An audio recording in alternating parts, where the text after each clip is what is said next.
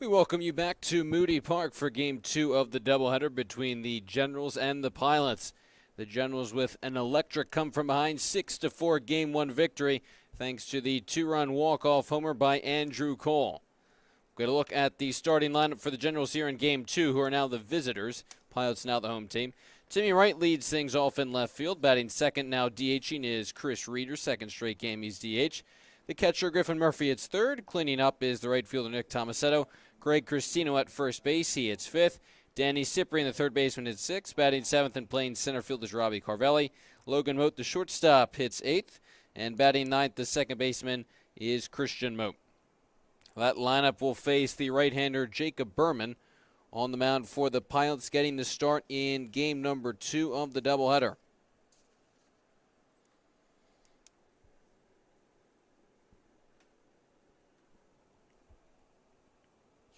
Again, a game 1, Generals victory 6-4, so they've now won 3 straight.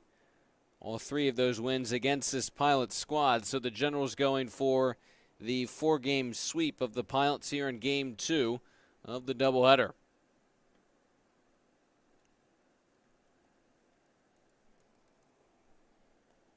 For the Generals, almost a completely new-look lineup. Only returner who was original starter in Game 1's lineup is Chris Reeder, the DH, moved to the second spot in the order. Some guys who appeared as pinch hitters and pinch runners staying in, but that's it for the Pilots. Very few changes. Left fielder, number 19, Timmy Wright. In fact, the first 7 spots in the order, with the exception of some position changes, completely the same. Make that the first 8 spots. Timmy Wright steps into the box and takes the first pitch from Berman in there for a called strike 1. We are officially underway here in Game 2. Corey Miller here with you as the Generals look to make it a sweep of the Pilots. Wright gets under that one, lifts a pop fly into right field. Miller is out there again for Game 2, and he makes the grab for out number 1 to begin Game 2. Number 17, the DH, Chris Reeder. Brings up Chris Reeder, who had an exceptional game for the Generals in Game 1. 3 for 4, scored 3 runs, or scored 2 of them. The pinch runner Moat scored after he led off the bottom of the 7th with the single, and that was big. That really got the Generals going in that inning to ultimately not only tie that game up, but come back and win it. The right-hander Berman on the mound, 6'5", 215 pounds. Rising senior at Stevens Institute of Technology from Sussex, New Jersey.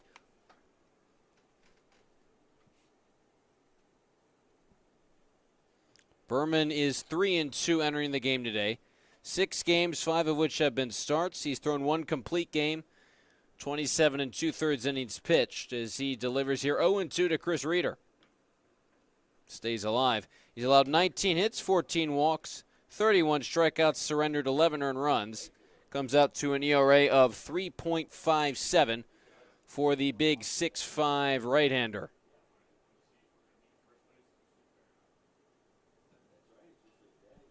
Berman's been a very consistent starter for the Pilots this season. Last pitched against the Ospreys on the 1st. Picked up the win as Reeder slugs that one into left field. It sends Silva back, but he will make the catch.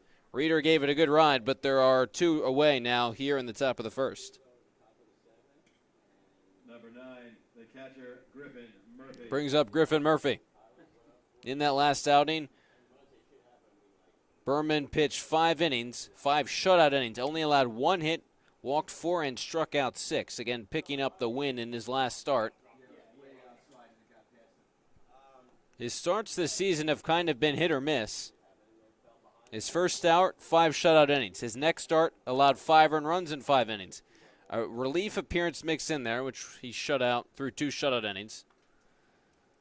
And then a rough outing in which he went 3 2/3 innings, took the loss, gave up 6 earned runs, and then 5 shutout innings in his last start.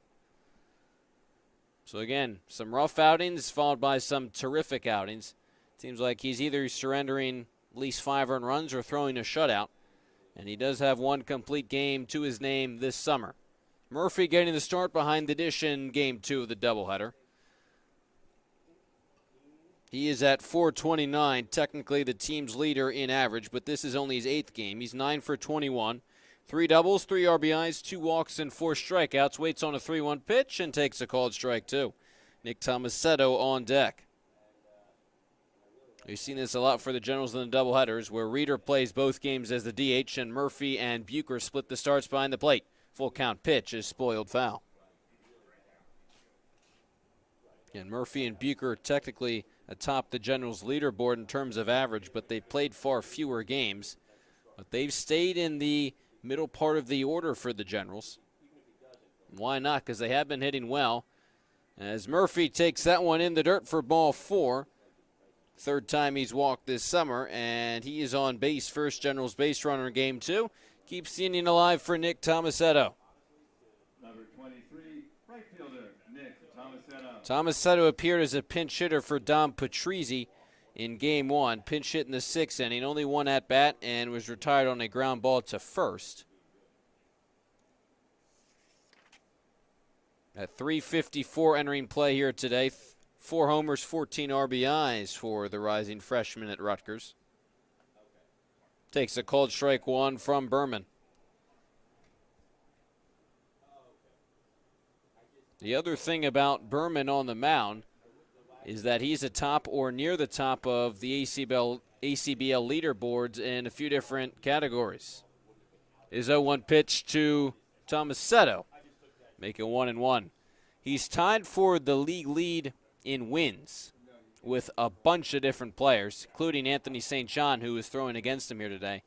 But there are several different players with 3 wins. No one's been able to get over that hump. So tied for the league lead in wins is Jacob Berman. Pitch to Tomasetto, gets a piece of it into the glove of Finley, and it's 1-2. And he enters play second in the ACBL in strikeouts, just behind his Pilots teammate Tyler Stone, and just ahead of his Pilots teammate Luis Rivera, who we saw pitch in relief in Game 1. So 3 Pilots atop the ACBL leaderboards in strikeouts. So overall, a good summer so far for Berman. We'll likely pass Stone with a decent performance here today. 1-2 to Tomasetto with 2 away. Murphy leads off at first after the walk. That is high, and it's 2-2. We'll look at the rest of the Pilots defense. In the outfield, Silva, Stone, Miller left to right, same as Game 1. Horton, the one change along the infield. Hager, Dreyer, Didabo moves from catcher to first base, which sides Finley behind the plate, doing the catching from Berman. 2-2 pitch, a grounder to second. Dreyer charges and throws to first in time to retire the side. Generals got a 2-out base runner, but nothing more. Scoreless top half of the first inning. We move ahead to the bottom half. It's the Generals nothing, and the Pilots coming to bat.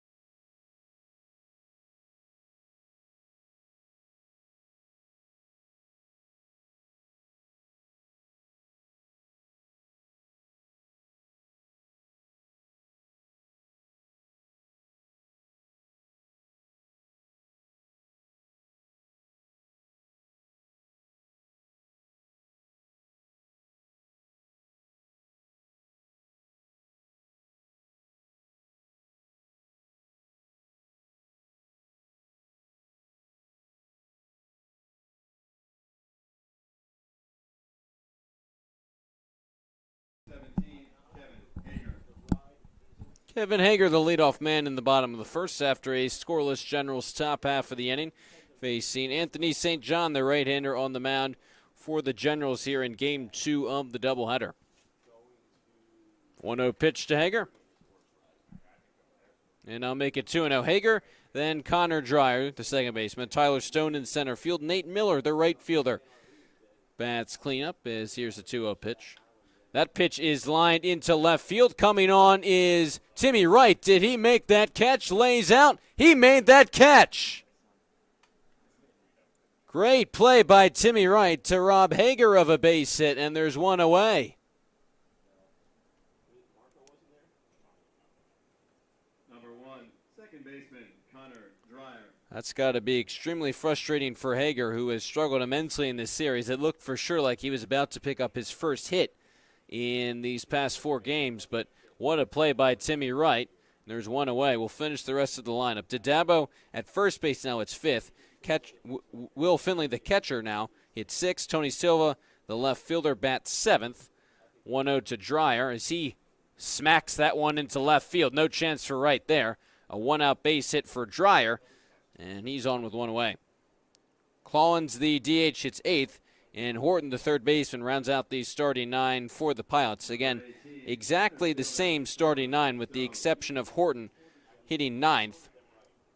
So no Alex Turner. The positions change a little bit as Dabo and Finley switch positions.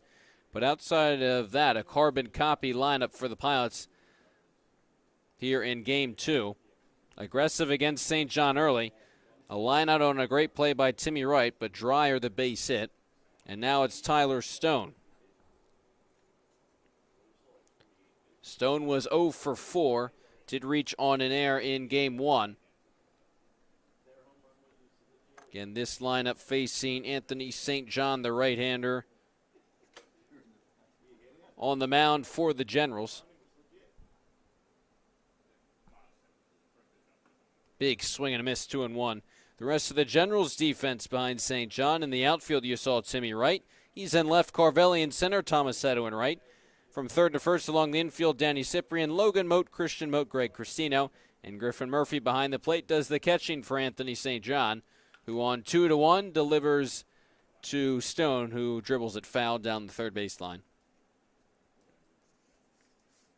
St. John is kind of slotted in as the Generals' #1 pitcher throughout the summer, and has pitched extremely well. 3-2 overall in 5 games, all starts for him.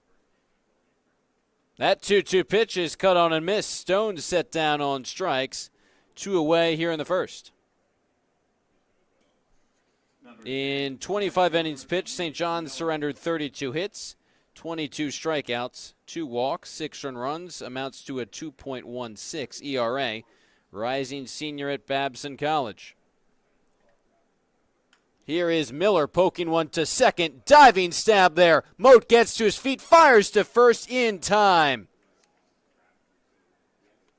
Great play by Christian Moat, ranging to his left. 2 great defensive gems by the Generals. First, Timmy Wright in left field, robbing Hager of a hit. And that time it was Christian Moat, the diving play on Nate Miller. Good inning for the Generals as we move ahead to the second, tied up at 0 here at Moody Park.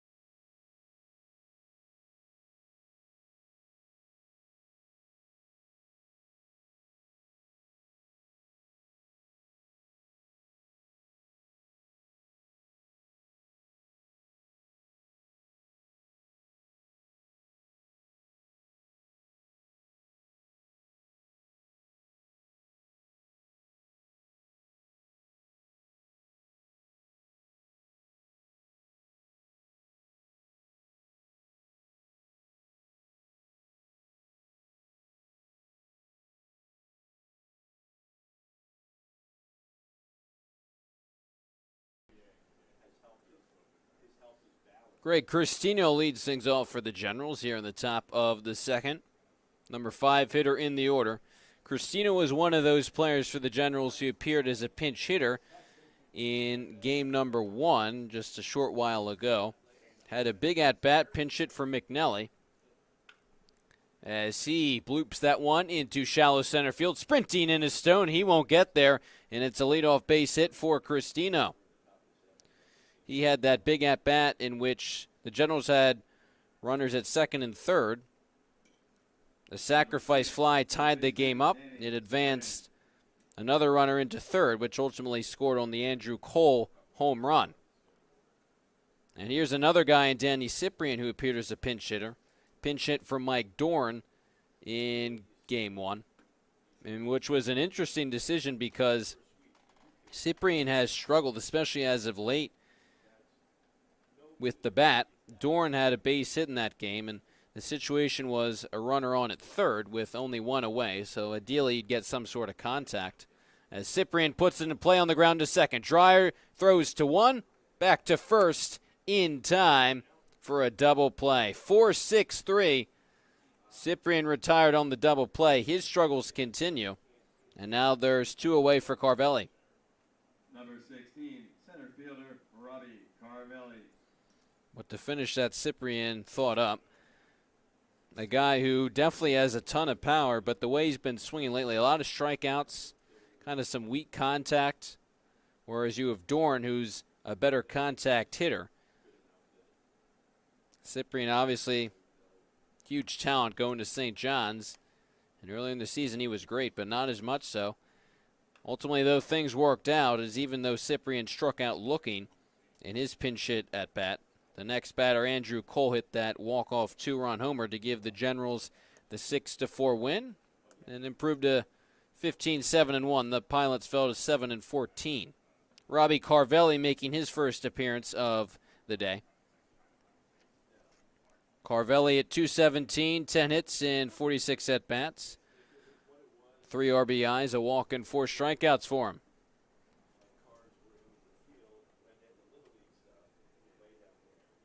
Last night, Carvelli got 2 at-bats, 0 for 2 with a run.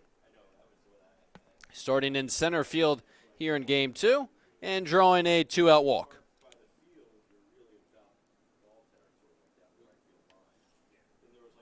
So good speed on the bases for the Generals here in the top of the second. Brings up Logan Moat, his brother Christian, on deck.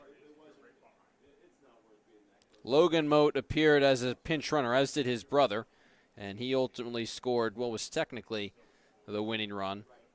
Was on third base when Cole hit that walk-off 2-run homer. His first at-bat, though, of the doubleheader right here facing Berman, who throws over on Carvelli once again.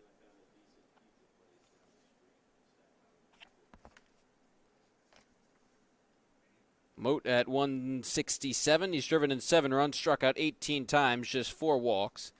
Getting the start at shortstop as Carvelli takes off for second. The throw down is way late, as that pitch was a strike, and Carvelli, with the steal, swipes his 4th bag of the summer.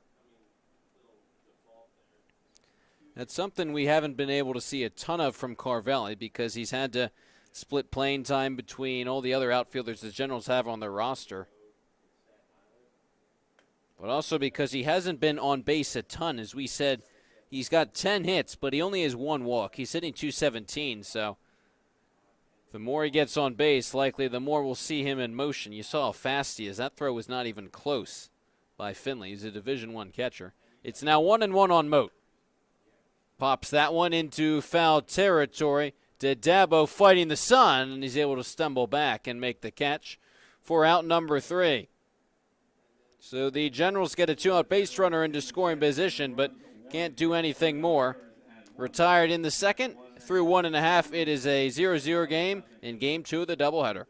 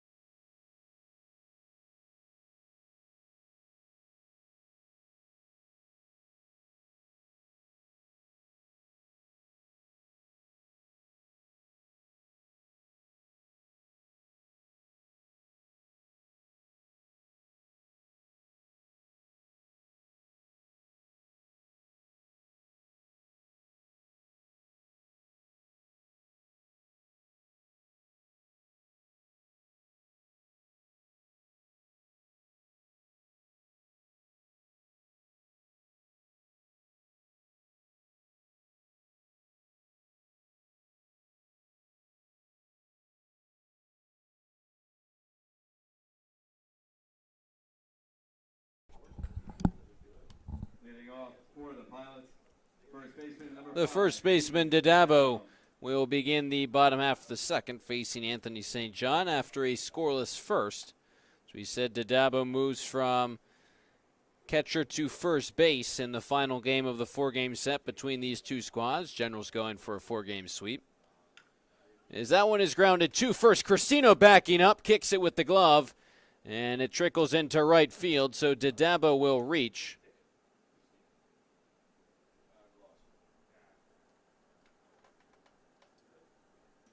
Number 21. That will be ruled as a base hit. Tough backhand play for Cristino.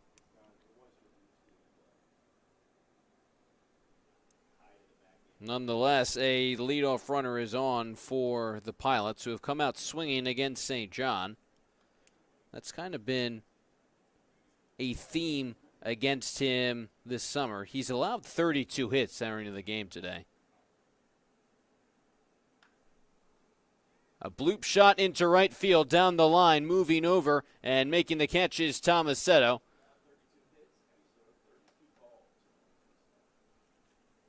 So one away now in the bottom of the second. After Finley's retired on the fly-out, here's Tony Silva. But the flip side is that St. John hardly ever walks anyone. Just 2 walks on the summer. 22 strikeouts in comparison. So, yeah, opposing teams have racked up the hits, but St. John hardly walks anyone, and he's been great at getting out of the jams that he's pitched into via hits. Pitched to a 2.16 ERA.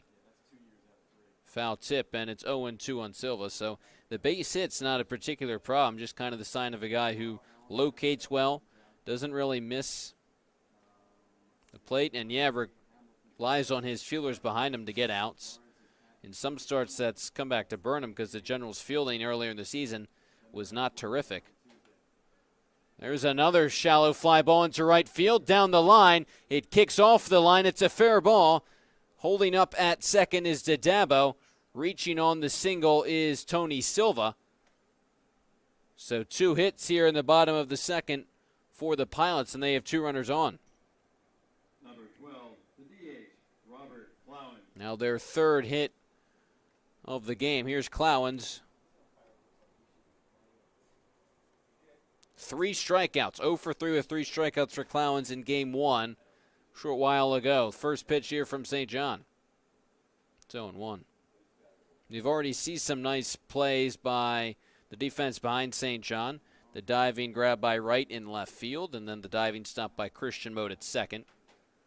So racks up some strikeouts, but oftentimes pitch to contact, does not walk a lot of guys, and he's been incredibly effective, has Anthony St. John. Technically kind of the Generals' #1 pitcher. Usually has pitched game 1 of these doubleheaders, but getting the start in game 2 now. You also kind of got to wonder if he will deliver to Clowens on 2-1. He steps out.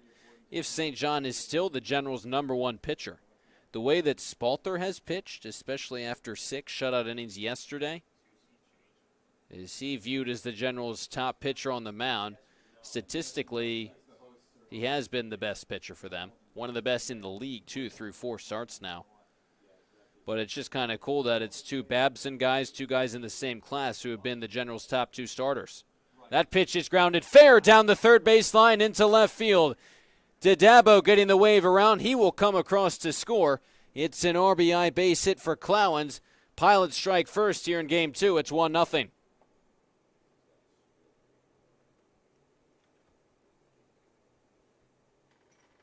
Number 44, third baseman Liam Horton. The base hits this inning, not particularly hard for the Pilots. It started with Didabo as Horton digs into the box. First appearance here today. Big swing and a miss. Didabo had that high chopper off the glove of Cristino, ruled a hit.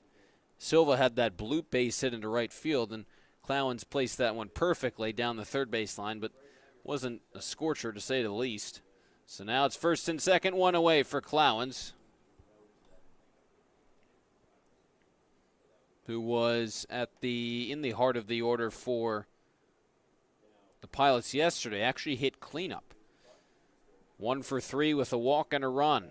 That was last night. Here he shoots a base hit into left field in front of right. Here comes Silva getting the wave around. The throw to the plate is in plenty of time. Murphy applies the tag. Great relay from right to Cyprian. Silva cut down at the plate, and there's 2 away.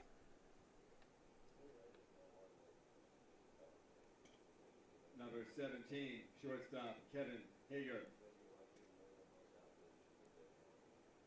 So Clowens moves up to second. Once again, it's first and second, now with 2 away. And it's Kevin Hager, who was retired on a great diving catch by Wright back in the first inning.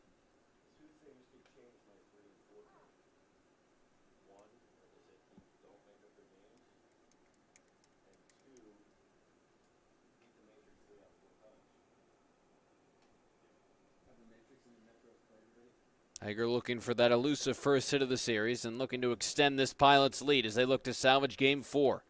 A weak chopper down the third baseline. Cyprian charges, fires to first in time. Again, the defense proving to be successful for the Generals here in the second, but not before the Pilots strike first. They get a run on 4 base hits. They strike first, take a 1-0 lead heading into inning number 3. Pilots 1, the Generals nothing.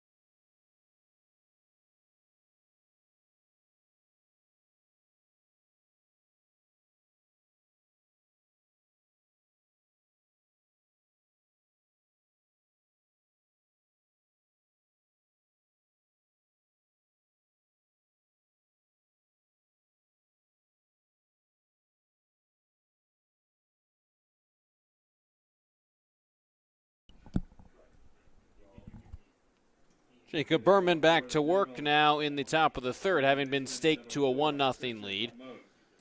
And he faces Christian Moat, 9-1-2 for the Generals here in the third. Trailing 1-0. Moat, who appears as a pinch runner in Game 1. First at-bat of the game and takes a called strike 1. For this General squad at 15-7-1, atop of the Wolf Division standings. As Moat pops that one foul. Could be playable for Dadabo, and it is. To the right of the first base dugout, and there is 1 away to begin the third. Number 19, left fielder Timmy. Back to the top of the order and Timmy Wright. But after that cold stretch for the Generals, again, now they've won 3 straight, trying to make it 4 straight. But after that cold stretch, the Generals have not been able to distance themselves from the Kings at the top of the Wolf Division standings because, for one, the Kings have been the hottest team in the league. But now it's not just the Kings because the Metros and the Kings enter play both with 48 points. The Generals now technically at 54. It's 51 entering play, but keep in mind that they're the only team, along with the Pilots, of course, to have finished a game here today. As it's 1-2 on Timmy Wright. Again, the top 4 teams in the Wolf Division, don't want to say it's a sure thing, but it looks like, at least right now, the Generals, Metros, Kings, and Matrix are going to be your 4 playoff teams. But the Generals in a much better position than they were even a week ago, where their first place position was in much more jeopardy. Just been swept by the Matrix, but a bounce back here against the Pilots. 2-2 to Wright. Just misses, and it's 3-2. And the Generals a chance to win the Wolf Division, get the number 1 seed. But again, just haven't been able to distance themselves. The Metros and the Kings right now are right behind them. Full count pitch, misses way outside, and Timmy Wright works himself a one-out walk. Number 17. And it brings up Chris Reeder, who flew out to left his last time up. And what that means for the Generals is that really there's no room for error these next few weeks. If they want to maintain that top spot in the division, they have to be very, very good. Because you know the Kings are going to continue to ride this momentum, especially the way they've just continued to swing the bat over this hot streak. I mean, scoring double-digit runs almost effortlessly. And the Metros have been playing some very solid baseball as well.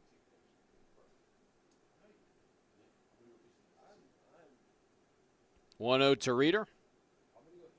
Lifts a pop-up. That will drift out of play. But the Generals have to at least have some of this momentum back that they captured at the beginning of the season after winning 3 straight, especially after giving up the lead in Game 1 and then that walk-off 2-run shot by Andrew Cole.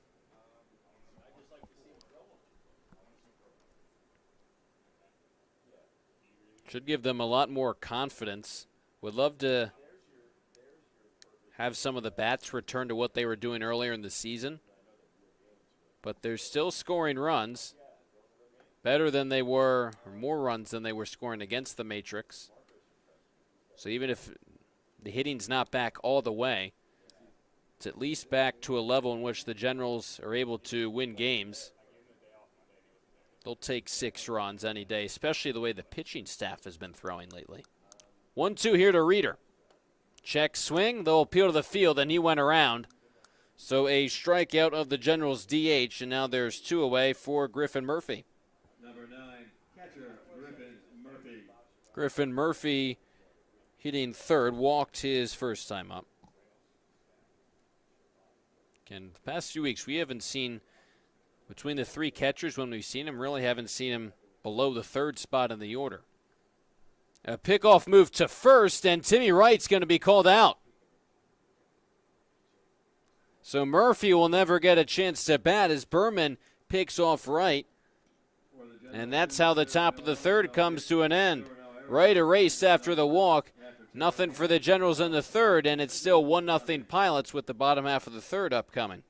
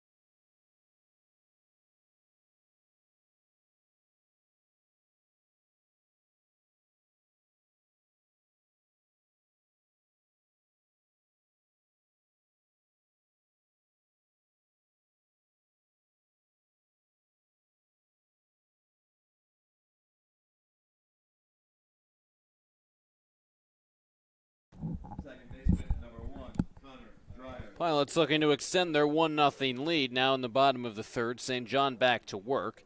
Faces Connor Dreyer, 2-3-4 for Jersey, leading 1-0. Corey Miller here with you at Moody Park. Game 2 of the doubleheader, Game 4 of the series. 3-0 Generals through the first 3 games. Most recently a 6-4 win in Game 1 after the walk-off 2-run shot by Andrew Cole. Dreyer lifts a pop-up along the right side of the infield. Greg Cristino will make the catch for out number 1.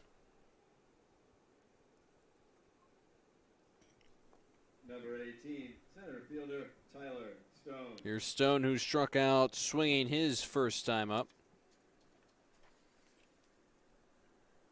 And that was terrific to see Andrew Cole connecting on that long ball. Has been better the past few weeks, but had been looking for that really big hit for the Generals all season long.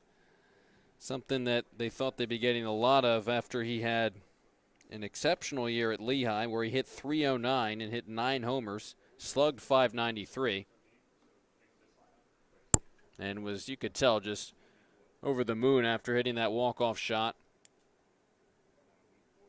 Actually came up to the press box, asked where the air conditioning was. Hot conditions for these squads here today. A grounder to third, where Cyprian is right there and rifles it across for out number 2.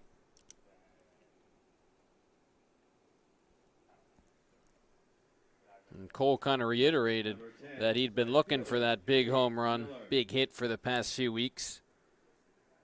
Not playing here in Game 2, which is always the plan. A lot of new players in for the Generals.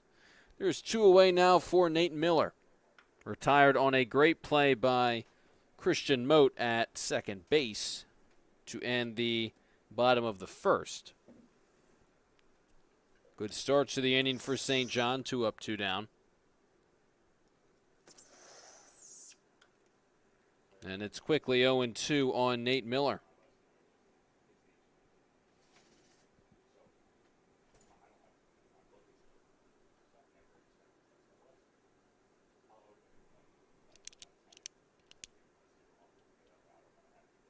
The 0-2 pitch misses outside, and it is 1-2.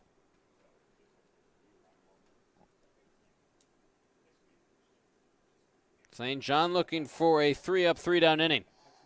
His pitch is grounded sharply. Cyprian there on the backhand. Plenty of time to throw across to retire Miller and retire the side. Clean inning for St. John. Pilots go quietly 3 up, 3 down. We move ahead to the 4th. It's a 1-0 Pilots lead. The Generals, nothing.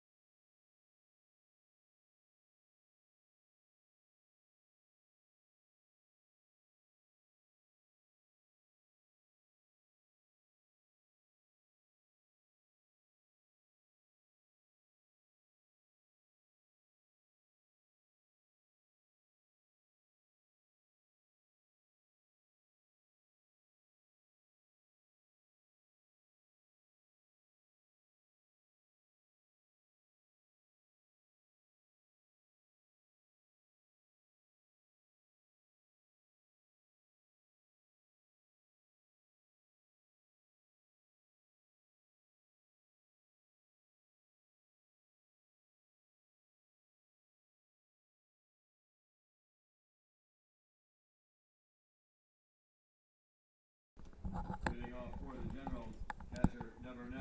Here is Griffin Murphy stepping up to the dish as the Generals look for their first run of the doubleheader now in inning number 4 facing Berman. Murphy walked back in the first. Something that we were thinking about as the Generals struggled offensively is what would a lineup for Trenton look like that would eventually crack the code and get them back into the swing of things offensively. Is they've been making a lot of different changes in the order of the lineup, which makes sense because the past few weeks nothing really worked, but it seems like there isn't necessarily a set lineup combination that's worked, but More so just players starting swinging again, 1 through 9, as Murphy waits on the 2-1 pitch. Make it 3-1 now.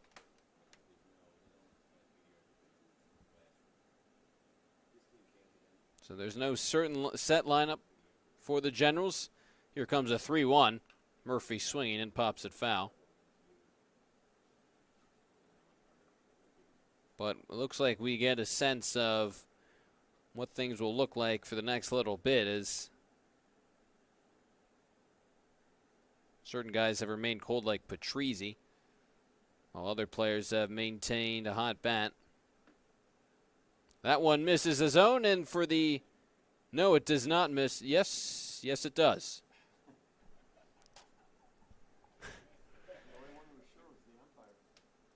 After a little hesitation, Murphy will make his way down to first for the second time in as many at-bats, his second walk of the game. So a leadoff base runner for the Generals. And now here is Tomasetto, who grounded to second his last time up. And Tomasetto is one of those guys who will probably move around, as he has all season in the lineup. We've seen him at the top and in the middle of the order. And that's what we've seen. We've seen guys like Wright change positions to Clerico, another guy who they put him in the middle of the order, top of the order, depending upon who's in the lineup, who's doing what well. As Tomasetto is behind in the count, 1-2.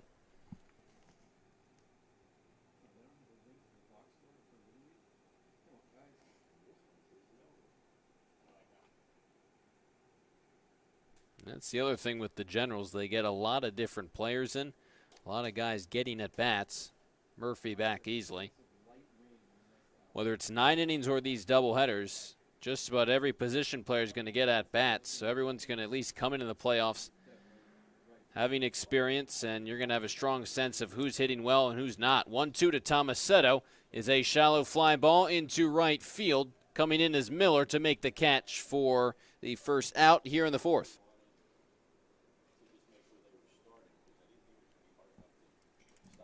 Number 35, first baseman, Greg Cristino. And now it's Cristino who notched the Generals first, and to this point still only hit of the game in the top of the second.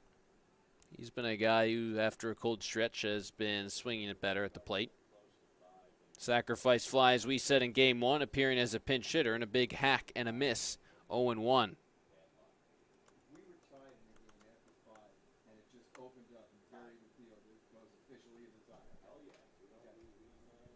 Murphy dives back safely.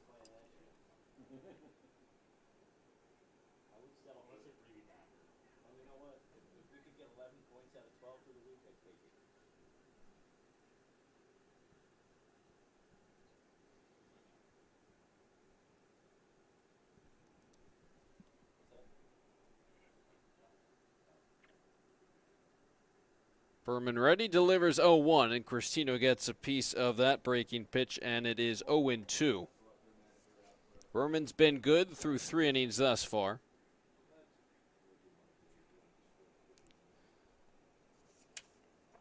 And rising senior at Stevens Institute of Technology. As Cristino ropes that one down the right field line, that's a fair ball. Turning and heading to third is Murphy. The throw will come into second. Cristino slides in safely. It gets away from Hager. Here comes Murphy to the plate. He scores. The throw is over the catcher of Finley, and that allows Cristino to make it all the way to third.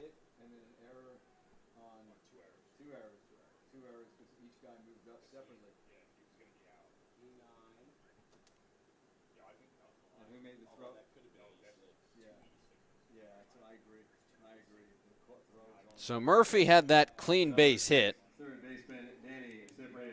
Murphy was going to get to third easily. The throw came into second, and if Hager had been able to hang on to it, probably would have been able to get Cristino there. He dropped the ball, though, so he's charged for the air there. And then as Murphy was trying to score from third, Hager overthrew the catcher Finley. So 2 errors on the same play for the shortstop Hager. whose rough series continues. It's been primarily with the bat, but Cyprian flies that one into left center field. We'll see if they try. Catch is made by Stone. Here comes Christina to the plate. The throw there is in time to get him. Great job by Stone and then Finley to team up and record a double play on what would have been the go-ahead run for the Generals. So some defensive miscues tie the game, but a nice defensive play keeps it there. We're tied up at 1 after the Generals notch their first run of the doubleheader. Second game of the doubleheader. Murphy comes across to score. And through 3.5, we're tied up at 1 between the Generals and the Pilots.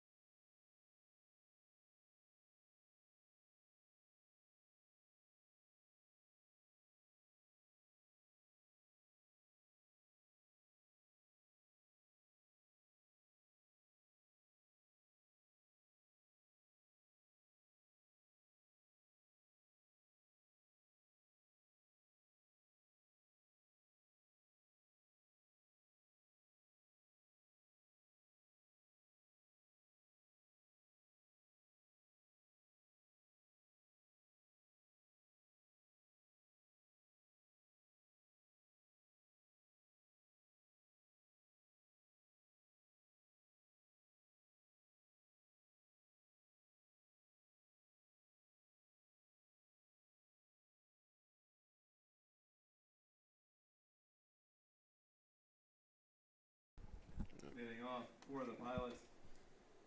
First baseman. Tie game here at Moody Park, 1-1, as we begin playing the bottom of the 4th with Dadabo stepping up to the plate. Single then scored the Pilots' only run of the game. That was back in the 2nd. Pilots, the Generals, that is scoring a run. And it kind of continues the trend that the Generals have been scoring runs, but have been given some as well, thanks to either defensive miscues or pitching mistakes. We talked about that in Game 1. But they're manufacturing runs any way they can get them, and that's what's important. Again, Cristino had that base hit. It turned into a whole lot more after 2 errors on the same play, you could say, by Hager. Led to a run, and the Generals almost got another one as Cyprian lifted a shallow fly into center, but a great throw by Tyler Stone. Great tag by Finley. Behind the dish, teamed up to throw out Cristino, trying to score on the sacrifice fly. 3-1 on Dadabo. Swinging on 3-1 and sending one out to center field where Carvelli retires him for out number 1.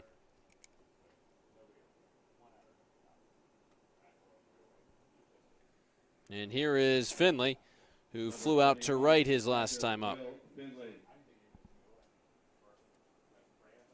We've seen him at DH, at first base, and now at catcher. Does the same, or has done the same, at Fordham. He's played those 3 positions. Seen lots of playing time there since his sophomore year. He's a relied upon guy, especially with his versatility.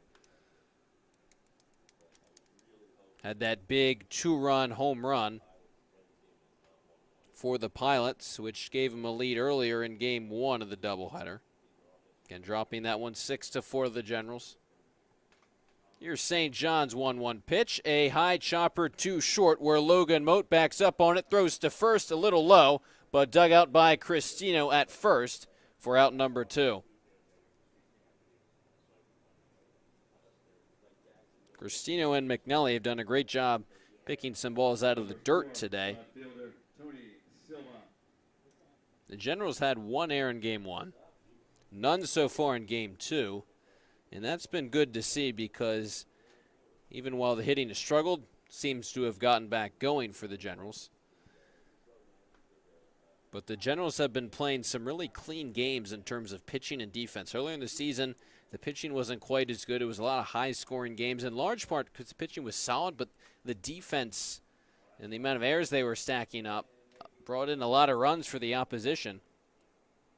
No errors for the Generals last night. So the fact that they're stringing consecutive games together of 0 errors has been really helpful and gone a long way to securing wins in these close games, which was surprising earlier in the season because when they were playing close games, they were managing to win despite the fact that the defense just wasn't there. 2-strike pitch yields a base hit up the middle for Tony Silva, his second hit of Game 2, and the Pilots have a 2-out base runner. But you got to think, especially looking ahead to the playoffs, that defense pitching is going to win games, and if you don't play defense, especially in close games, which the Generals have been in plenty of, you're not going to come up with wins. So the fact that they've turned it around, especially lately defensively, has played a big role, especially as they've gotten back on track against the Pilots. Have played a very clean defensive series, just 2 errors for them across these 3.5 games so far. Clowen singled his last time up. Count is 1-1 on him here.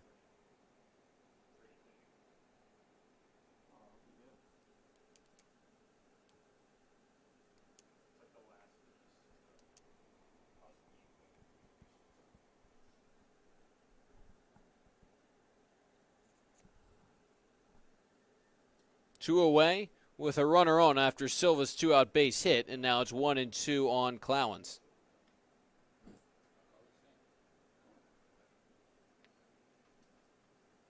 St. John, after his team got him a run in the top half of the inning, fires and produces a fly ball from Clowens. Timmy Wright makes the grab to bring an end to the bottom half of the 4th. Through 4 innings, another good game between these two squads. We're tying up at 1 with the Generals coming to bat in the 5th.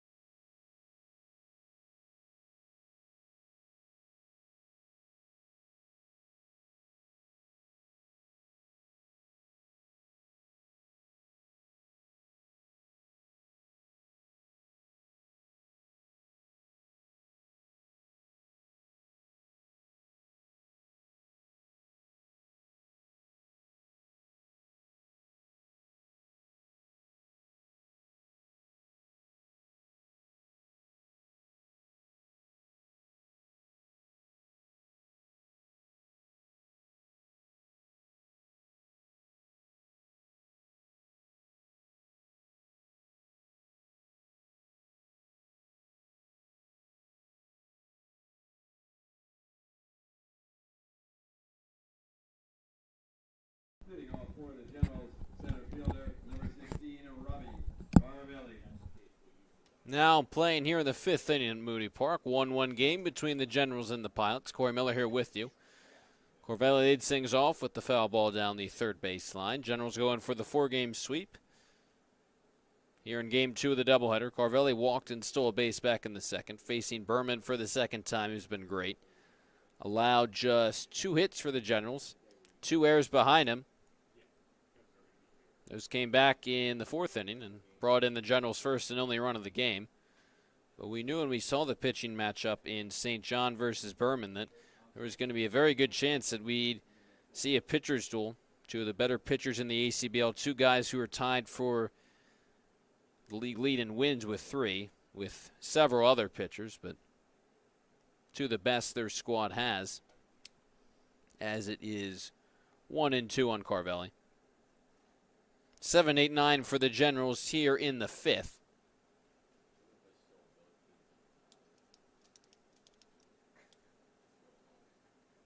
Here's Berman's 1-2. Make it 2-2 again. The Kings take on the Phenoms a little later today for their own doubleheader.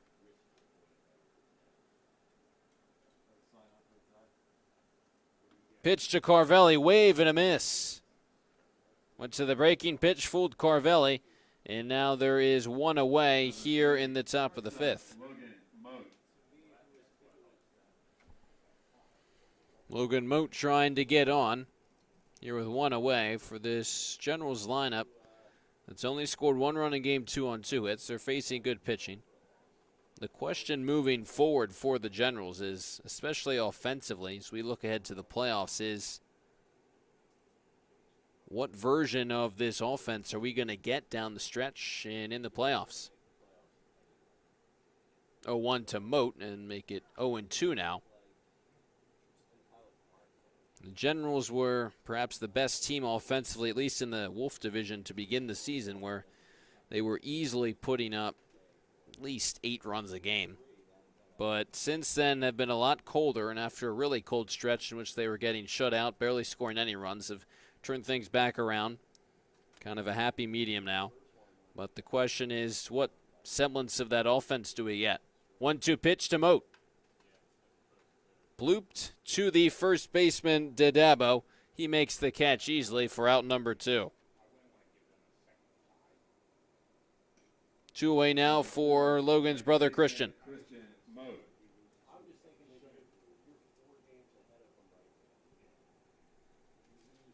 The thing with the pitching for the Generals is that it's been consistent all season long. From the hot streak to the cold streak, the Generals have been consistent on the mound, and feels like it's actually gotten a little better. The relieving out of the bullpen hasn't been ideal. But as Moat pops that one up, should be out of play. No chance for Finley behind the plate, and it's 1-1 on Christian Moat. But that's the thing for the Generals. You, in a sense, know what you're going to get from your pitching, especially your starters, because of how good they've been, whether it's St. John or Spalt or anyone else. The starting has been great for the Generals all season long. It's been consistent, and that doesn't seem to change. This time it should be playable. The right fielder Miller jogs over, puts a glove on it to bring an end to the top of the 5th. Generals go down in order. Can't get anything going as we remain tied up at 1 with the bottom half of the 5th approaching.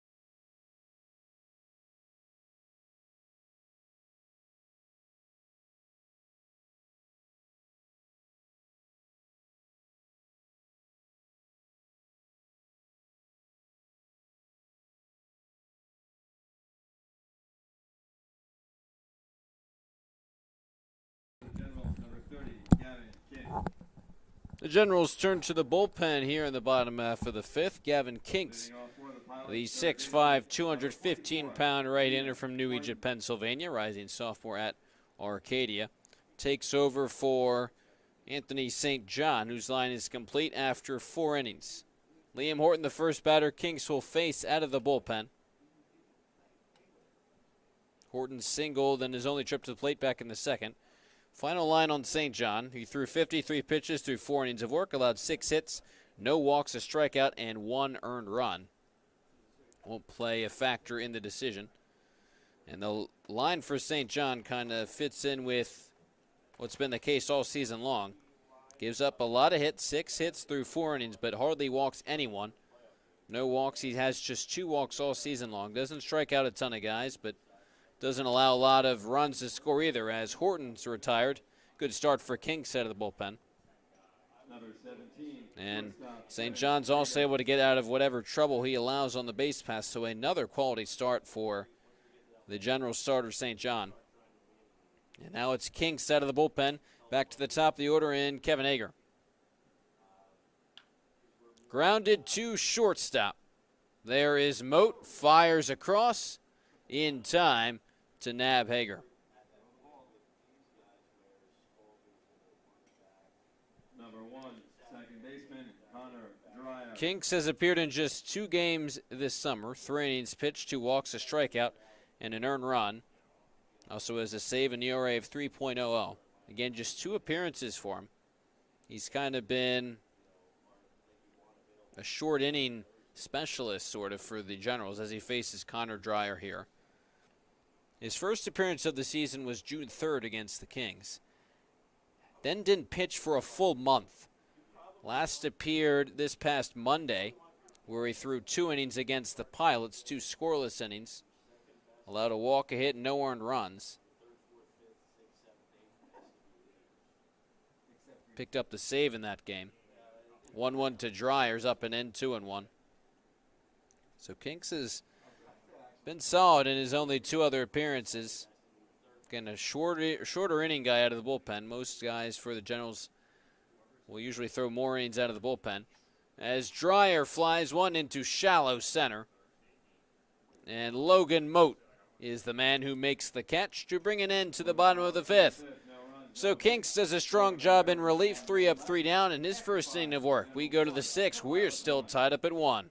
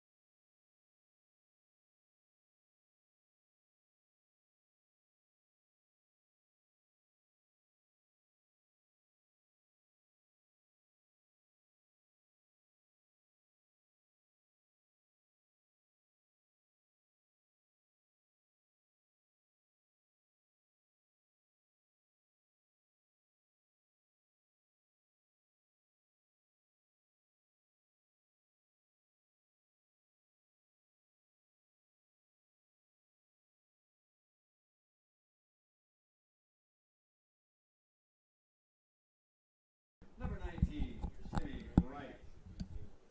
Here in the top of the 6th inning, it's 1-1 between the Generals and the Pilots. Top of the order, though, for the Generals as they look to take the lead for the first time in Game 2 of this doubleheader. Wright is 0 for 1. He walked his last time out. Here the count is even as Berman is back to work here in the sixth, and he's been terrific on the mound so far. Allowed just 2 hits for the Generals. 1-1 pitch, and now make it 2-1.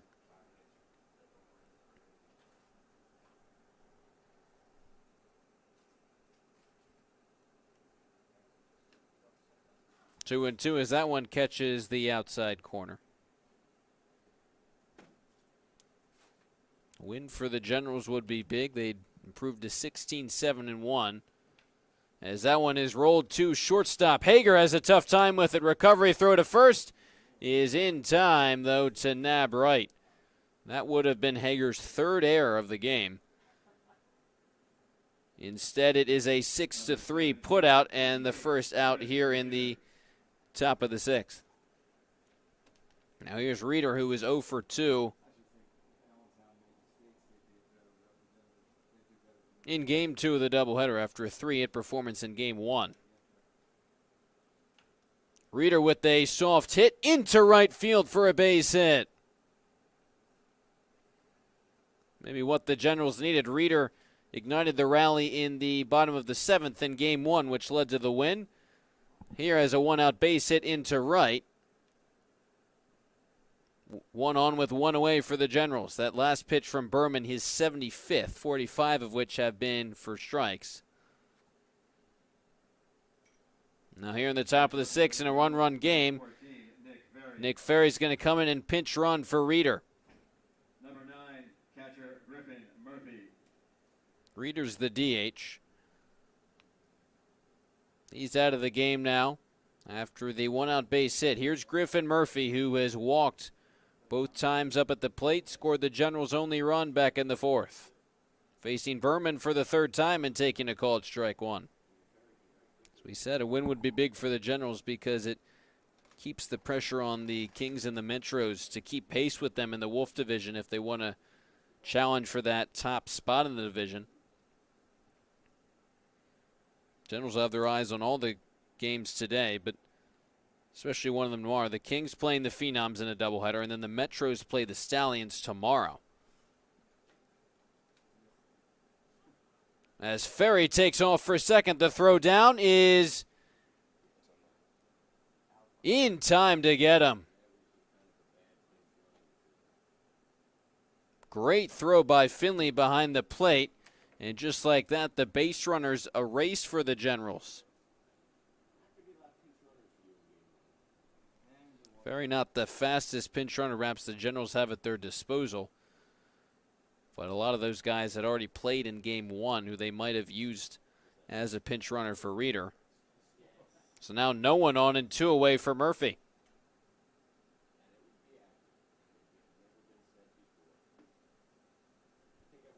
Make it 3-1, and Murphy possibly will reach first with his 3rd walk of the game. Tomasetto waits on deck. He is 0 for 2. With 2 away, 3-1 pitch to Murphy. Lifts a fly ball into right. Miller, shading towards the line, makes the catch for out number 3. Once again, these two offenses can't scratch anything across. We remain tied up at 1 with the bottom half of the 6th coming up.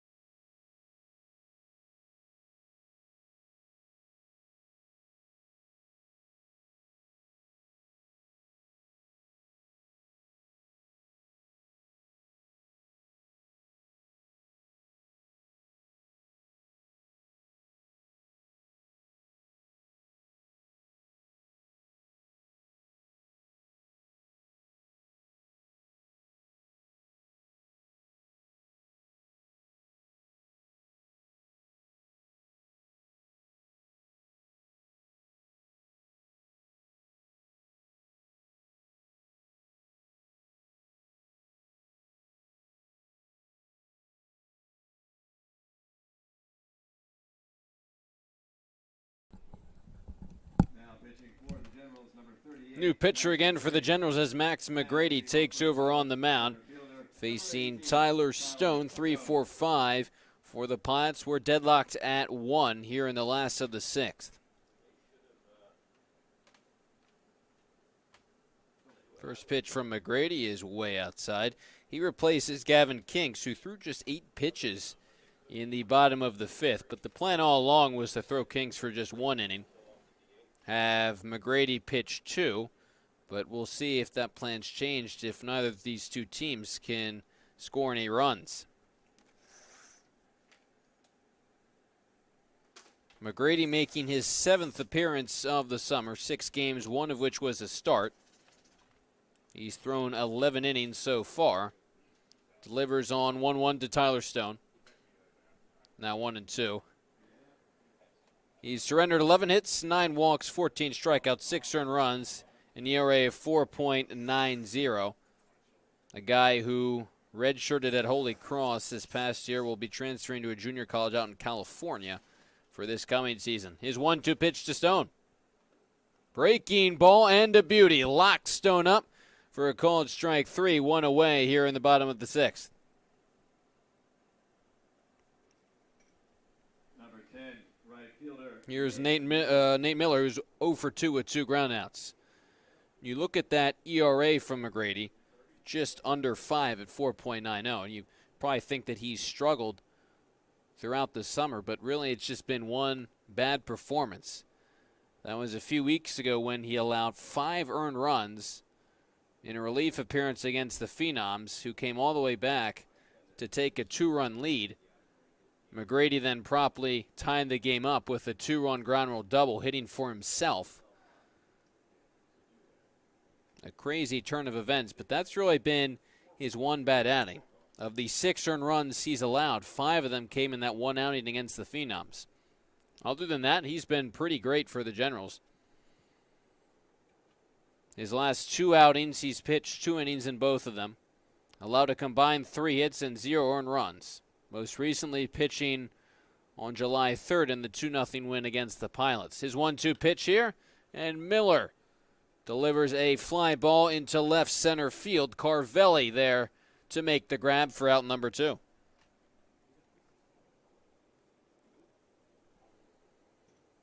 Number 5. And McGrady could be very important for the Generals as a multi-inning guy out of the back end of their bullpen, especially as they're kind of trying to figure out what the back end of that bullpen might look like, as it has struggled the past few games to seal wins. Especially the past 2 games. A high chopper to second. Cutting it off is Cristino, throwing to the covering McGrady in time. Well done. And a good first inning for Max McGrady.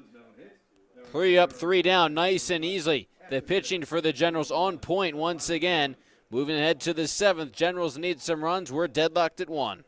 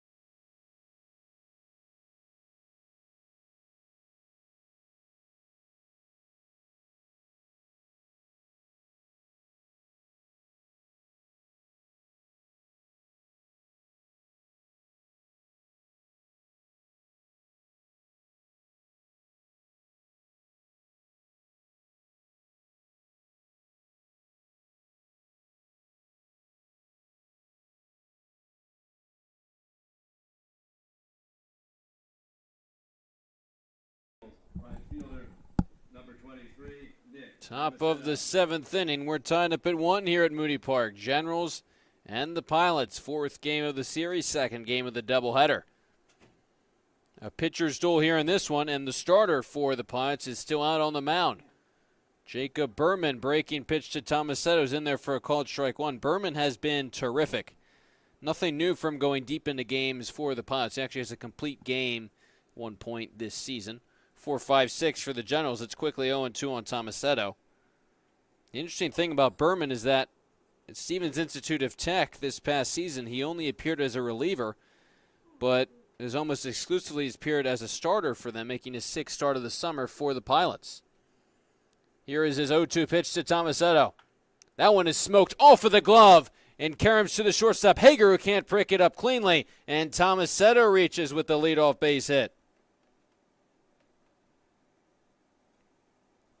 A hard comebacker. Good reaction by Berman to just get a glove on it. Took a hard fall.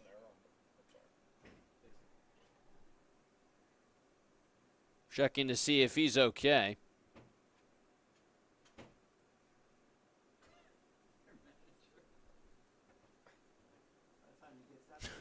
Berman signaling that he is fine.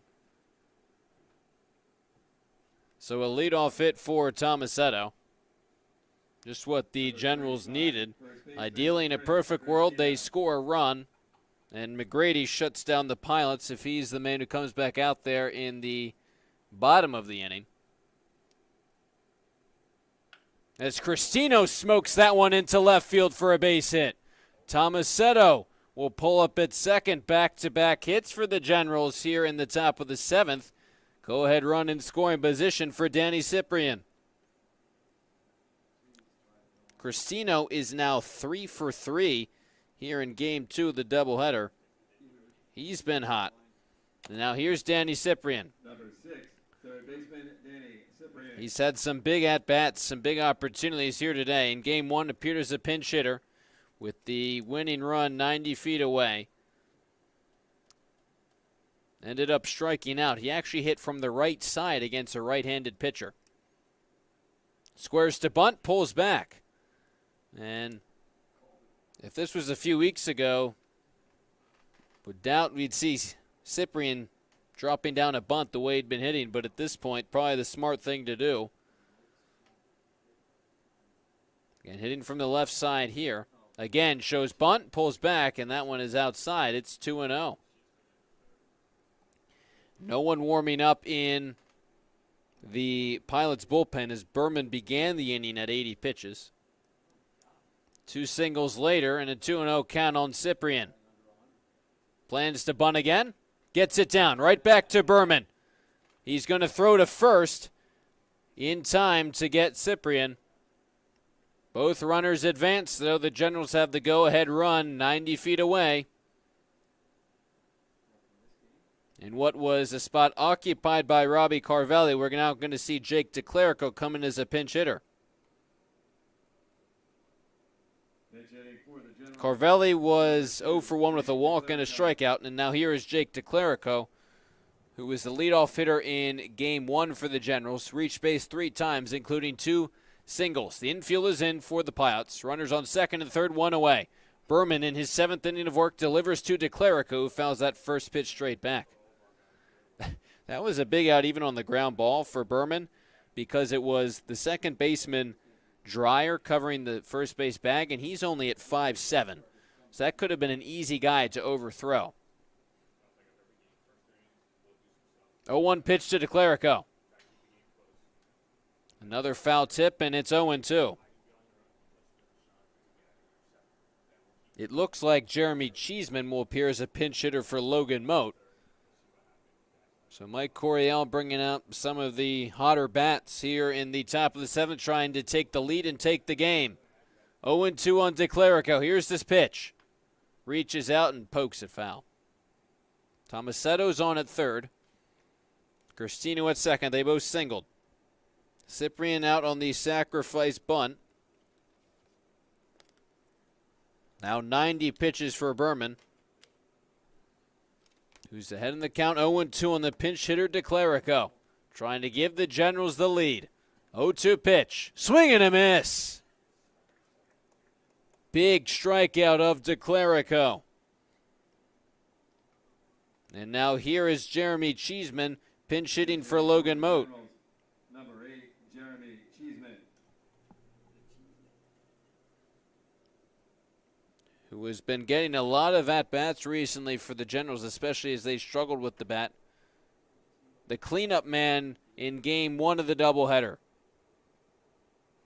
Reached base 4 times, twice via the single, twice via the air. Here is a pinch hitter with 2 away and 2 on. Big swing and a miss, 0-1. If the Generals don't get anything here, it will continue the narrative that they have not done well with runners in scoring position, especially in this series. Have strung together 3 wins despite of that, but if they'd done better, a lot of these games would not be so close. Here's the 0-1 pitch to Cheeseman. This is high, 1-1. Looks like Christian Moat, who waits on deck, will hit here. No change there. First things first, though, for him to get up, Cheeseman at least has to get on. Waits on a 1-1 pitch from Berman. Fouls it straight back.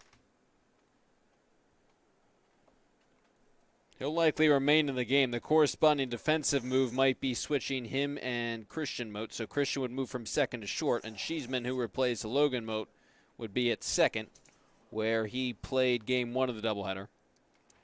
DeClerico likely would just stay in the game in center field. 2 on, 2 out, top of the 7th after 2 leadoff singles for the Generals. A big 1-2 pitch coming here to Jeremy Cheeseman. Lays off that in the dirt. Good block by Finley behind the plate to make it 2-2. It looks like Aiden McNally has grabbed a bat, so if the inning gets past Christian Moat, who waits on deck, we might see McNally pinch hit for Timmy Wright, it looks like. It's a few hitters away, though. Right now it's a 2-2 count to Cheeseman. In a 1-1 game, the Generals looking for their first lead here in the top of the 7th. Tomasetto at third, Cristino at second. Cheeseman the hitter with 2 away. It's a 2-2 pitch. And Cheeseman spoils it, stays alive. Looks like the plan is to stick with Berman all the way here in the 7th. Nothing doing for the Pilots in their bullpen. Limited pitchers for them, so not a huge surprise. Berman's been terrific, but the go-ahead runs on base. Another 2-2 pitch here to Cheeseman. And again, he spoils it.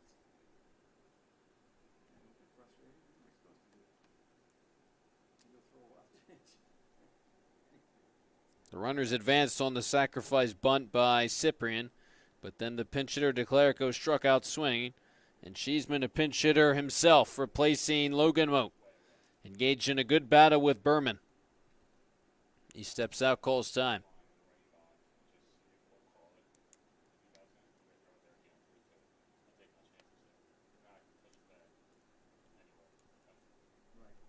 Cheeseman hoping to give the Generals the lead. On 2-2. Takes high. The count is full. Again, Christian Moat, who's 0 for 2, waits on deck. We'll see how aggressive Berman wants to be with the bag open at first, and Christian Moat, who's hitting just 148 on the season, on deck. Now a full count pitch to Jeremy Cheeseman on the way. High for ball 4.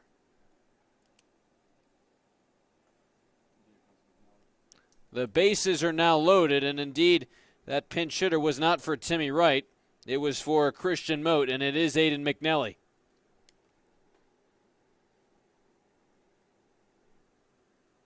Both of them were swinging bats on deck, and it is the powerful corner infielder for the Generals, who out of the fifth spot in the order was 0 for 3. He himself was lifted for a pinch hitter in game 1. Bases loaded for him, 2 away in the 7th. Half-hearted swing. Didn't go around, laid off of that pitch for a ball.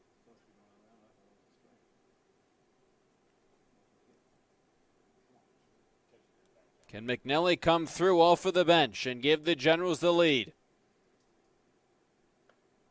Takes a called strike one. We'll see what the Generals elect to do with any defensive changes. Not sure if Patrizzi's still around, but replacing both of their middle infielders via pinch hitters. What matters to them now, though, is taking the lead. Bases loaded, 2 away. 1-1 pitch to Aiden McNelly. And make it 1-2 as he looks at that breaking pitch. A big situation for a guy who's been one of the Generals' better hitters all year, but especially as of late, after a rough game 1 at 0 for 3, trying to come through in the clutch here in game 2. 1-2, bases loaded, 2 away in the 7th. In there for a called strike 3. Berman pitches out of trouble in the 7th. The Generals load the bases, have 2 runners in scoring position with only 1 away, but can't scratch across any runs. The Pilots an opportunity to walk things off in the bottom half of the 7th. We're still tied up at 1.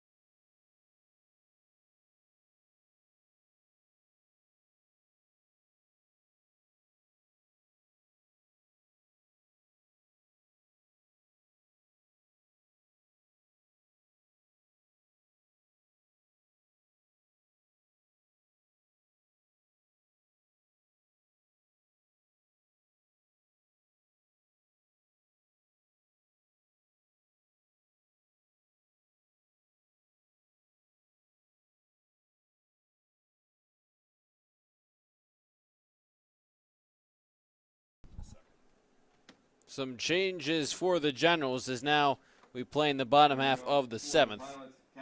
Most notably the pitching change. Jesse Spector, the new addition to this Generals team, new pitcher in the game. Pitching here in the bottom of the 7th facing Finley, who lines that one foul. Dom Patrizzi is into the game as the shortstop, which bumps Cheeseman over to second. That was the middle infield duo in game 1 of the doubleheader. It was both Logan and Christian Mote here in game 2, but both of them were lifted for pinch hitters. As the Generals are hoping to take the lead, but once again, their struggles with runners in scoring position, especially with less than 2 outs, continue. And that's the even more frustrating thing, is that they have 2 in scoring position, less than 2 outs, but just can't even put a ball in play. Finley gets a new bat and takes a called strike 2. Jesse Spector on the mound from Morristown High School. Red-shirted at Seton Hall this past year, in large part because he was injured. Will be transferring to Westchester University Division II program. And he replaces Max McGrady after McGrady threw just 8 pitches. And prior to McGrady, Gavin Kinks threw just 8 pitches. As that pitch is grounded 2/3, Cyprian, the backhand, the long throw across is on the money to retire Finley. Cyprian showcasing that strong arm there today. One away for Tony Silva is 2 for 2 here in game 2. Number 4, left fielder. Not sure who else the Generals might have available in relief. They're turning to Spector because they wanted to get him an appearance out of the bullpen. As that pitch is grounded to Cyprian again, this time to the forehand and completes the out at first. Cyprian and Dorn have combined to be great at third base today. All the balls that have been hit to them. The DH, Robert Clowens. Make that 4 assists for Cyprian. I believe Dorn had 4 himself. 2 ground balls to begin the bottom of the 7th, and here's Clowens. This game remains tied. These two teams can play a maximum of 2 extra innings. If the game is tied after that, it will end in a tie. Again, the Pilots are the home team for game 2 after the Generals walked things off in game 1 as it's 0-2 on Clowens. Good pitching by Spector. Back to the last point in the sense that we'll see how long Spector can go, but he's kind of on a pitch limit at 30 pitches because he hasn't pitched in so long, making his first appearance of the summer. And he replaces 2 guys in McGrady and before him Kinks, who had been great and had only thrown 8 pitches. But this is one of the struggles of having all these pitchers you need to get appearances, is that's what's going to happen even if they're great. Half-hearted swing from Clowens, but he went around, and a terrific debut for Jesse Spector for the Trenton Generals. 3 up, 3 down, capped off by the swinging strikeout. We will move ahead to extra innings here at Moody Park. The Pilots and the Generals tied up at 1. The Generals 1, the Pilots 1.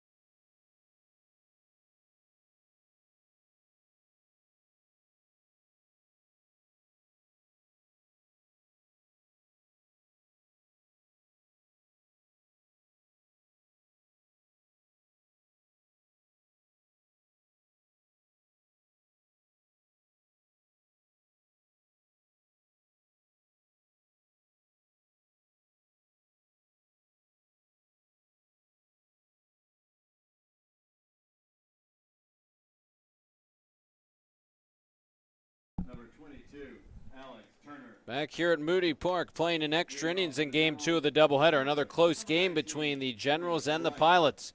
Tied up at 1 as for the first time in game 2, the Pilots turn to the bullpen here in the top of the 8th. Alex Turner, the right-hander, replaces Berman on the mound.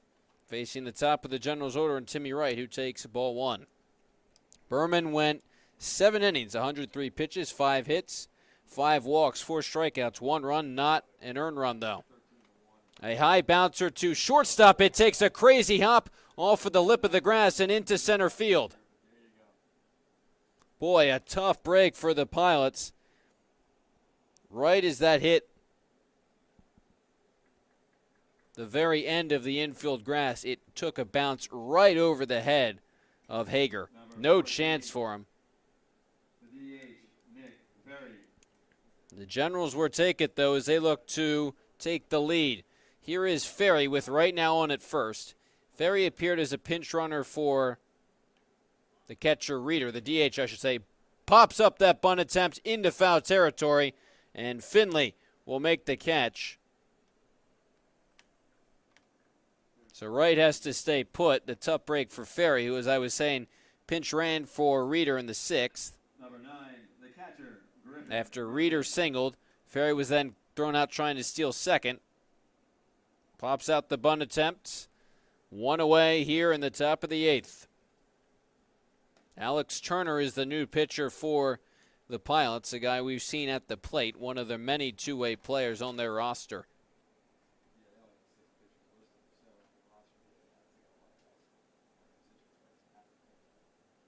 The catcher Murphy takes one in the dirt.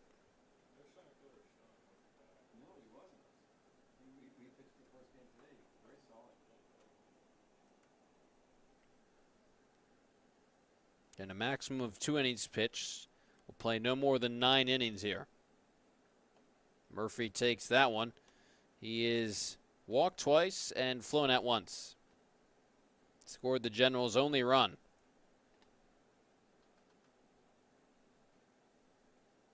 Another low-scoring contest between these two teams. That one up and in, and that's 3-1 on Murphy. The games this series have been fairly low-scoring. Game 1 resulted in a 2-0 Generals win. Last night 4-2, and Game 1 6-4 most recently. And that one is lined into right field. It gets down for a base hit in front of Miller. A big knock for Murphy to move right up to second now for Nick Tomasetto. Number 23, right fielder, Nick Tomasetto. Murphy's had a productive game, reaching base for the 3rd time.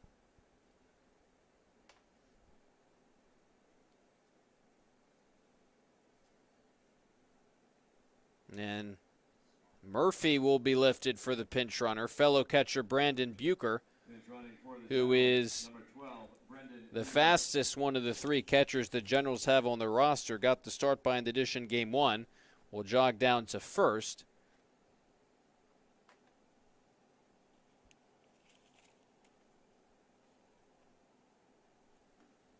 Coach Mike Coryell has called Bucher a very good base runner.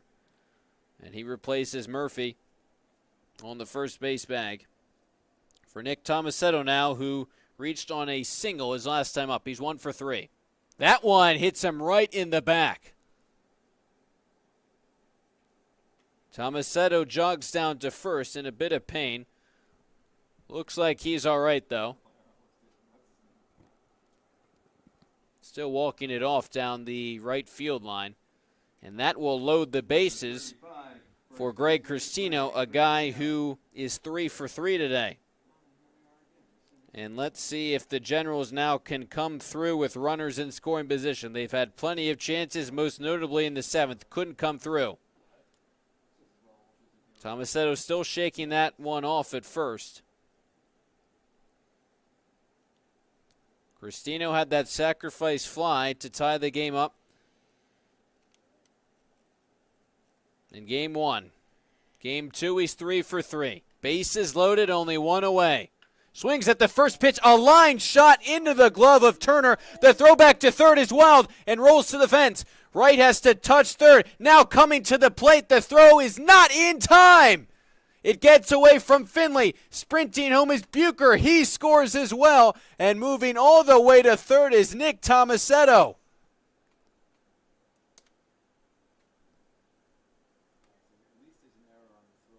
That may be one of the wildest plays I have ever seen.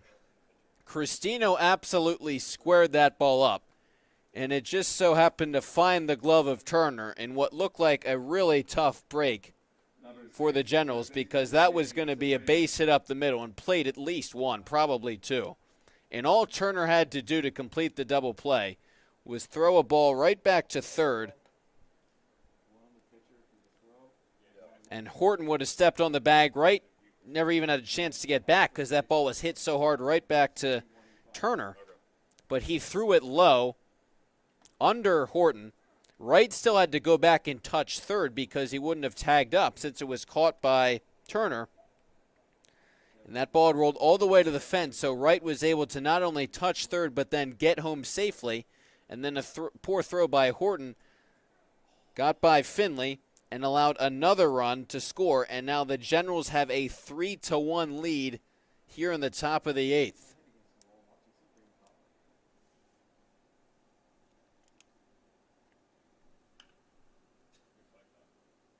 So now 2 more errors for the Pilots. One on Turner. Their third and fourth errors of the game. Allowed 2 runs to score. Here's Cyprian with a runner on at third. That's Tomasetto. Pops it up. The shortstop Hager makes the catch for out number 3, but not before 2 runs come in to score for the Generals. What could have been the end of the inning on a double play turns into 2 Generals runs. Now a chance to close things out here in Game 2 of the doubleheader and sweep the Pilots. Spector coming back out on the mound. Pilots down to their final 3 outs when we return.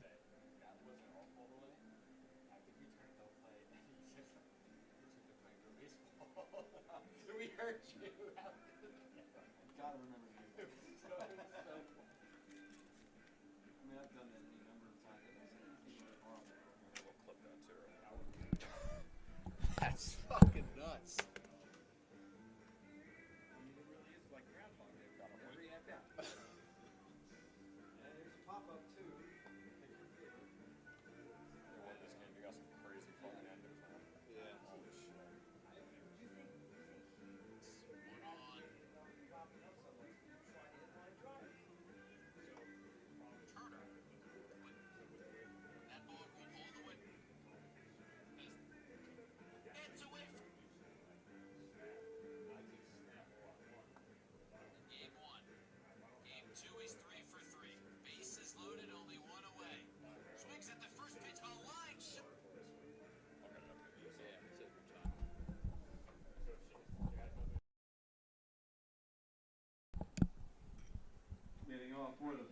Generals 3 outs away from sweeping the Pilots right out of Moody Park here in Ewing Township.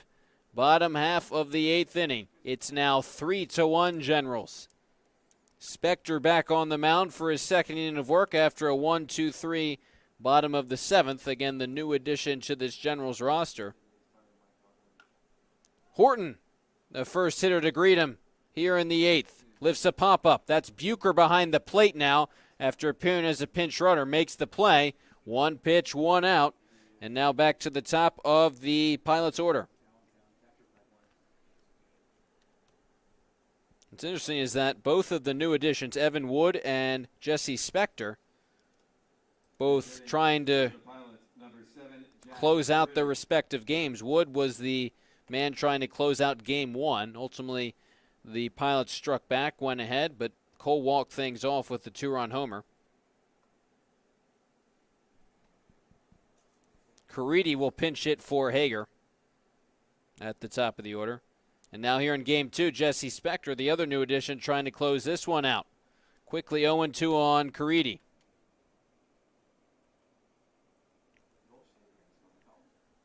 Just a crazy way for the Generals to win this one, if they can record the last 2 outs.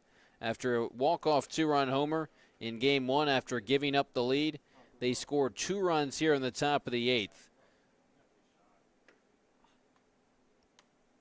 They were going to be so unlucky if that resulted in a double play because Cristino just smoked that ball up the middle and it was right into the glove of Turner. Probably didn't even realize he'd caught it. Now a 2-2 pitch is outside and it's 3-2 on Caridi. And all he had to do was flip it to the third baseman Horton, complete the double play. It would have been a 1-1 game in the bottom half of the inning. Instead, 2 errors lead to 2 Generals runs. 3-1, 3-2 pitch. Outside, ball 4. Things are never easy with this Generals bullpen trying to close things out. Number 1, second baseman, Connor. They've been terrific in relief of St. John. McGrady and Kinks throw a combined 16 pitches. across 2 innings of work, and Spector was great as he throws over on Caridi. Spector was great his first inning of work. He's retired Horton and then walks the pinch hitter Caridi. Tying run now up at the plate in Connor Dreyer, who's 1 for 3 in game 2. Ducked out of the way of that one. Dreyer had that go-ahead RBI single, 2 RBI single in game 1 of the doubleheader. Batting here in the bottom of the 8th is again a pickoff attempt on Caridi.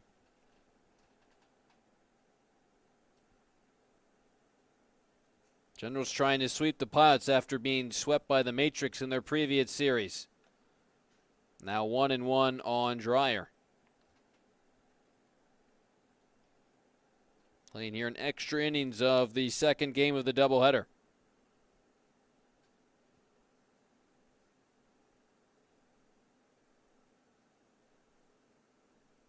Spector delivers a sinking liner into right field, but it's going to hang up for Tomasetto to make the catch, and the Pilots down to their final out.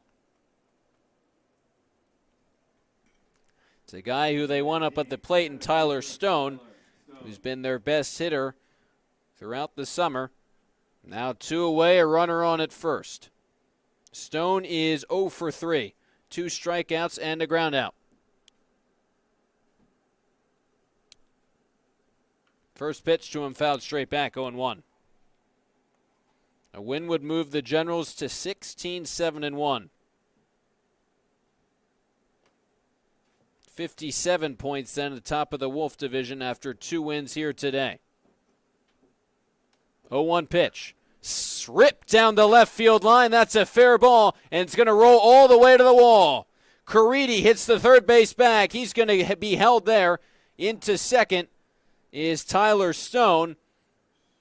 No runs in, but the Pilots not done yet. A double by Stone, and the tying run is in scoring position. Number 10, right fielder Nate Miller.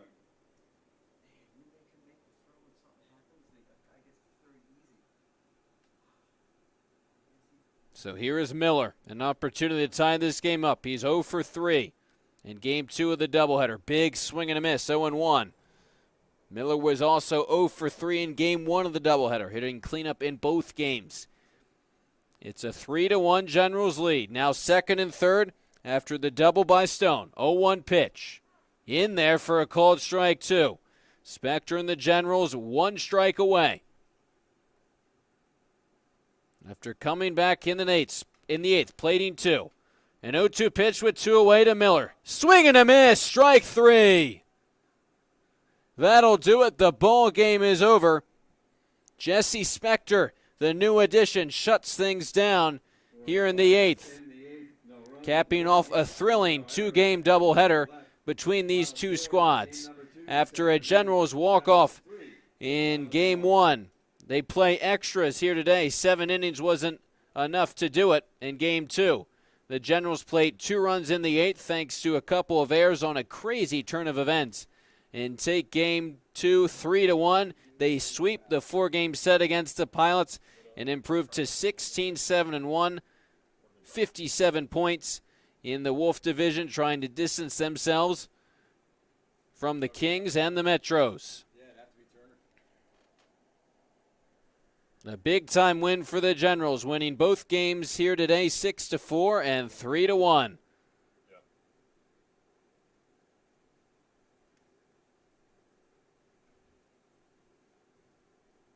That'll just about wrap it up for us here at Moody Park for the Generals Pilots doubleheader, but stay tuned. The Kings and the Phenoms score off in a doubleheader of their own in a little bit. Ben Chadwick and Jack Kemmler will have the call for that. Until then, this is Corey Miller signing off from Moody Park. Again, the Generals winning both games of the doubleheader.